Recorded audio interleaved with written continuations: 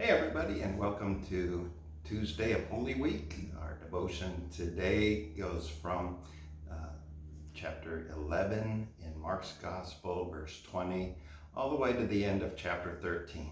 Yesterday, I just gave you 9 verses, and this time it's 115 verses, but it should only take you about 9 minutes to read. And what else have you got to do? So, um, so we're talking about what Jesus did each day of the week during Holy Week, according to Mark's Gospel. And on Tuesday, Jesus was very active in the temple, and he gets into all kinds of discussions and people trying to challenge him and his authority and his ideas. The religious establishment was not happy at all with what Jesus was saying and what he was about. So let's talk about a few things today as you read it later to think about and how to kind of apply some of this to your life devotionally as you go through this shelter in place time. So the first thing that we find is Jesus back with this fig tree. The previous day he cursed the fig tree. It was a tree that wasn't bearing any fruit, and it wasn't the season for fruit. And Jesus said, "May no one ever eat of you again." So then they ask him about it as they're heading back into Jerusalem on Tuesday. The disciples ask about it. And so Jesus is really saying, this tree is a metaphor. It's a symbol for the temple system, that it's no longer producing fruit, that it's no longer what is needed. In fact, he goes on about, it's like a mountain. You can say to this mountain, be thrown into the sea, and we're still going to be fine. Now, this mountain doesn't kind of mean that anybody can go around talking to mountains and they'll jump into the sea. But what he's talking there is the symbolism of the Temple Mount. It's on a mountain, and this is the mountain that it's not going to be needed anymore. You can worship without this sacrificial system, and you can worship without this physical building. And Jesus is going to come back to that theme in chapter 13. So after the fig tree, then Jesus is dealing with all of these religious authorities who have already set it in their heads that they want to kill Jesus, that he represents that much of a challenge and a threat to their way of life and to what they thought he would bring. And they were very concerned about him. And so the first thing you see is Jesus responding to a group of people who are wondering about his authority. Now, all the way through this, my wife, the Reverend Dr. Dana Kincaid, very beautiful pastor in Orange, California, she compares Jesus to Wonder Woman in these passages. That Wonder Woman has those bracelets where she's like flinging, bullets that are shot at her. She just can bounce them away with her wrists. And so all these authorities keep coming at Jesus with all their questions, and Jesus is like, bing, bing, bing, bing. So the first question is about authority. Jesus, where do you get your authority? And Jesus is a little coy with them. He says, well, I'm not going to tell you unless you tell me where John the Baptist got his authority. Well, what's going on there is, first, they're asking as an attempt to trap Jesus, but Jesus refers to John the Baptist, who is very popular, a very smart move by Jesus. Nobody's going to want to say anything bad about John the Baptist. And, that what's underneath of that is John the Baptist wasn't part of the establishment, the religious establishment. He was out in the sticks, literally, where he was doing his baptism. His authority came not from his credentials or where he went to seminary, but from how the Spirit was moving in his life. And Jesus is suggesting here that it's that same spiritual authority that he has has that isn't based on some credentialing process by someone else. And so one of the questions you can ask yourself is about your own authority. Do you trust it? The Spirit within you, that you trust that there is this goodness, there is this light that's within you, this inner instinct, this God within you that you can trust and feel at peace without having to rely so much on the approval or assent of someone else. So how are you with your own spiritual authority? So then after the authority question comes, Jesus tells this parable about a vineyard and all of these messengers who try to get a message across, but the people in charge of the vineyard just won't have any of it, and they keep killing all the messengers. And Jesus knows what's coming and says, this is what you're doing to me. This, he compares himself to the son of the vineyard owner.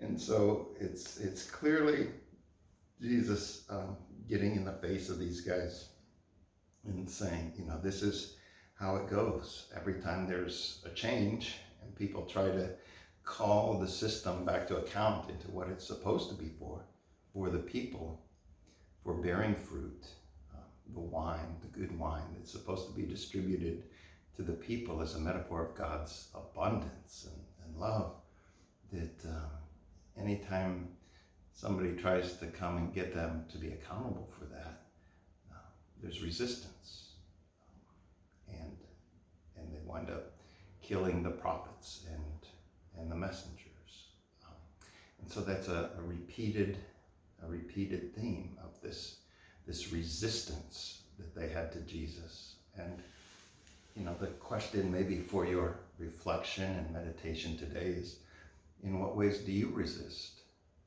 the messages of Jesus? Some of them are hard, right?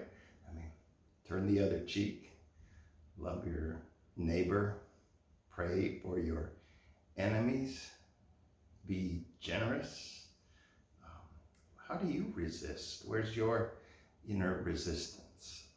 And to reflect where that comes from and why, and what you're trying to protect.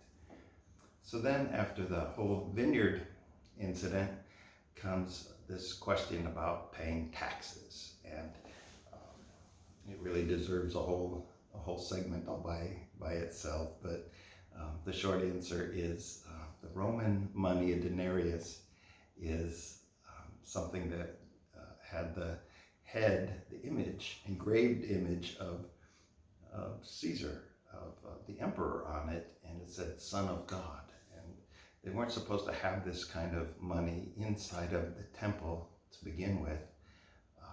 And it's got a graven image, and it, the money on it, the coin proclaims Caesar is the Son of God, is divine. And so Jesus kind of exposes the insincerity of the questioners who ask him, is it you pay the taxes to Caesar or not, by saying, look, you're carrying around this graven image that you won't let other people have inside of the temple, and they have to go through this process of the money changers and give to Caesar what is Caesar's, this money, this tax, whatever, but give to God what is God's. And so a lot of people try to make this about obey the government and blah, blah, blah, but that's not really where I think Jesus is going. He's more about what belongs to God. Everything. The earth is the Lord and the fullness thereof. Our hearts, our lives. And so maybe one of the meditation questions that you think about on this Holy Tuesday is, what do you keep from God? What do you try to shelter in terms of your secrets or shame or resources that you don't really use, or talents or abilities for doing good in this world? What maybe do you hold back and not give to God what is God's? And then there comes another group, the Sadducees, who don't believe in the resurrection, and then start asking Jesus questions about, well, what's going to happen in the resurrection? And they go through this story about this woman who goes through all of these husbands, and they all die, and they want to know when she dies in the resurrection, who does she belong to? Like, whose property is she going to be? And Jesus, I love his response. He says, is this not the reason you are wrong? And then he goes on to explain. I just love that as an opener. Next time you get into a disagreement with someone, try that line out. Is this not the reason you are wrong? Of course, you better make sure you're as right as Jesus if you're going to say something like that. Otherwise, some humility might be in order. So Jesus gets back to them about this question and says, God is the God of the living.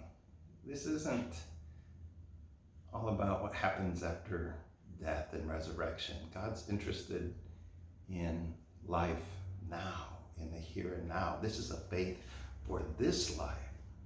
And so the meditation question is, how much of your faith do you see is applying to the next life, to heaven, and how much to this life? Where do you see God in this world? Where do you see God in this pandemic? Where do you see your relationship with the divine and how it empowers your faith and your activities, and you use it as a resource for how you live and a guide for what you do in the here and now. And then after the question about whose property this woman is going to be, is someone questioning Jesus about the love command. What's the greatest command? And this one. He says, you shall love the Lord your God with all your heart, mind, soul, and strength. And the second greatest command is you shall love your neighbor as yourself. That this whole faith boils down to love. God is love, and we should love God, our neighbor, and ourselves. And so your meditation question maybe can be, how do I love God? How does that express? What does that look like? What does that feel like for me? How do I love my neighbor at a time when we need to protect ourselves and our neighbor and look out for each other? And how do I take care of myself and show love to myself? Some gentleness and mercy, even in the midst of these anxious and turbulent times. So speaking of the anxious and turbulent times, the next thing that happens is it leads into chapter 13, which is one of those apocalyptic kinds of chapters. They call it a mini apocalypse. And what they think is going on here is that Jesus is talking about, again, you don't need the temple. Someday it's going to be destroyed. And in fact, it was in the year 70 AD, after Jesus, that it was destroyed by the Romans and taken apart, and there were wars and rumors of wars and false messiahs popping up all over the place, and it was a very dark and heavy time. And so you see here Jesus warning about that time. It's not about the end of the world, but about this coming time. And there's a lot that's been written on this. I want to recommend a shout out to my friend D. Mark Davis, who wrote a book on this called Left Behind and Loving It, a cheeky look at the end times. And he talks about this in some detail, where he's talking about Rome, and it refers back to what was happening in Daniel chapter 7, and that's been quoted here. It's very complicated, but in the end, the theme that comes through is Jesus keeps telling the disciples to be prepared. Be prepared for trouble. Be prepared for famine and earthquake and war, and be prepared and alert during hard times. So how do we spiritually prepare for hard times, for grief?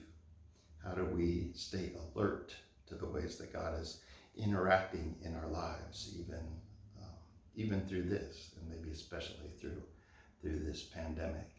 So there's a lot there, and a lot for you to consider and chew on and think about as we make the movement toward Easter. So hope this helps. Keep in touch.